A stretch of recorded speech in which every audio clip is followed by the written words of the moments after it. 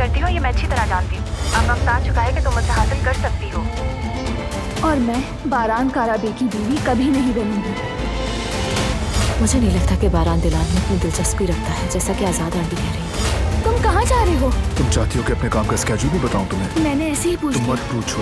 वो मेरे साथ ऐसा क्यों कर रहा है?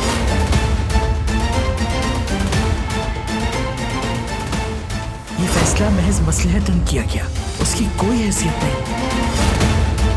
आजाद आंटी ठीक कह रही थी, इनका वाकई में कोई ताल्लुक नहीं है। बारान के बारे में आप बिल्कुल ठीक कह रही थी। सोच रही हूँ कि उसे सब पता दो। क्या वो बारान हो सकता है जिसे ये इतना चाहती है? वो मेरी जिंदगी में नहीं होगी।